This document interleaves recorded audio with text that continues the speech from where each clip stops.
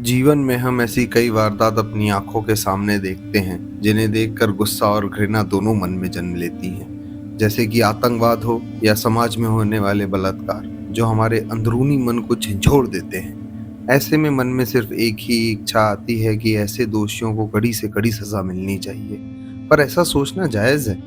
क्या आप खुद से ये सवाल पूछते हैं कि ऐसा ख्याल होना वाकई में जायज है? आखिर इसके पीछे का मनोविज्ञान क्या है?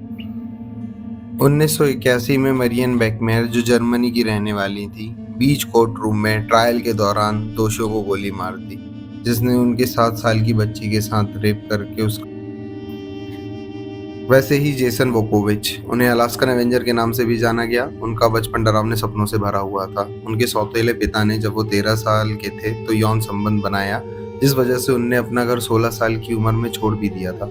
उनने कसम खाई घर छोड़ते वक्त कि वो ऐसे किसी भी व्यक्ति को नहीं छोड़ेंगे जो बच्चों के साथ गलत काम करते हैं। उनने इसी सोच में कई लोगों का मर्डर किया।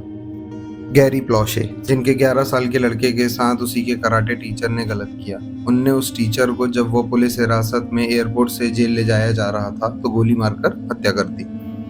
भारत में भी 6 दिसंबर 2019 में हैदराबाद पुलिस ने जब एक 25 वर्षीय महिला का रेप हुआ और जब दोषियों को हिरासत में लेकर वारदात की जगह पर गई तो उन दोषियों ने भागने की कोशिश की। जवाबी कार्रवाई में पुलिस ने उन दोषियों को मार गिराया, जिससे जनता में एक खुशी की लहर देखी गई। हर देश का एक संविधान होता है जिसके अनुसार कानून व्यवस्था चलती है। यह इसीलिए होता है ताकि सभी नागरिकों को बराबर का हक मिल सके, न्याय मिल सके, जिससे कोई भी व्यक्ति अपना जीवन कुशल मंगल से जी सके। सर विलियम एवर्ट ग्लैडस्टोन ने कहा था कि justice delayed is justice denied. इस बात का जिक्र बाबा अम्बेडकर, जिन्हें भारतीय संविधान का रचक कहा जाता है, कई बार अपने लेख और पुस्तक में मेंशन किया। क्यूबरी यूनिवर्सिटी के 2 डॉक्टरेट करते विद्यार्थी गिलियड बार्डेली और डेविड हेड ने पेपर पब्लिश किया, जिसमें उन्होंने पाया कि बदला लेना एक इंसानी व्यवहार है जिसे बदल पाना नामुमकिन है। पर उनने अपनी स्टडीज में पाया कि अगर जुर्म की सजा सही हो और जुर्म भी कम होते हैं और बदला लेने का भाव भी नहीं पैदा होता। कैपिटल पनिशमेंट या मृत्युदंड इंसानी सभ्यता में इस सजा के प्रमाण वर्षों पुराने हैं। वास्तविक रूप में ऐसा कोई देश नहीं है जहां ये सजा नहीं होती हो, पर अब कई देशों में इस पर बैन लग चुका है। भारत में भी कई बार इस पर चर्चा हुई है कि कैपिटल पनिशमेंट को बैन कर दिया जाए। इसकी सबसे पहली पहल श्री गया प्रसाद जी ने की थी।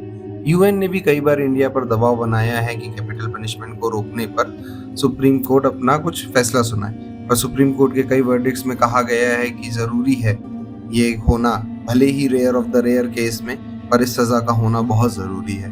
महानिर्वाण तंत्र के 11वें चैप्टर में लिखा है कि बलात्कार की सिर्फ एक ही सजा है, मृत्युदंड।